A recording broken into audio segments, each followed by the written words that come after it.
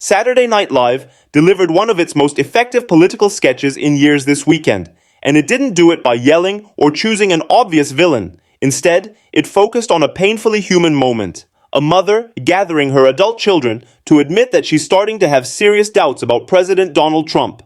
The setup is quiet and sincere, almost tender, which immediately disarms the audience. You expect a dramatic confession, maybe even a breakthrough. What follows is something far more uncomfortable and far more honest. The moment she opens up, her liberal children don't listen. They pounce. Their response isn't empathy or curiosity, but a flood of frantic, "we warned you" speeches, moral lectures, and barely contained rage. The sketch turns what should be a moment of vulnerability into a chaotic display of self-righteousness, and that's exactly where its power lies. For conservative viewers, the satire is easy to enjoy.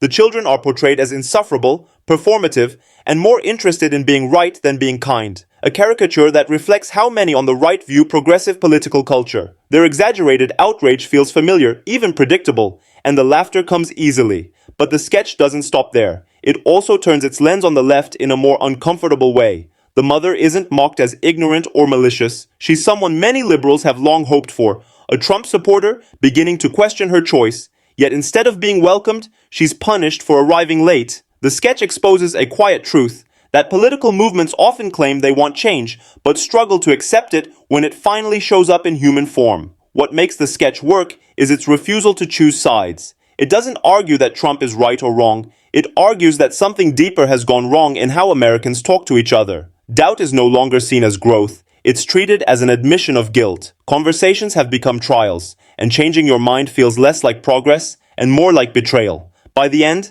the laughter feels uneasy, because the joke isn't really about the mother or the children, it's about all of us. The sketch succeeds because it doesn't preach, it observes. It shows how politics has replaced listening, how identity has overtaken empathy, and how even moments of honesty are drowned out by the need to win. That's why this SNL sketch lingers long after the laughs fade. It reveals a truth many people recognize but rarely admit out loud.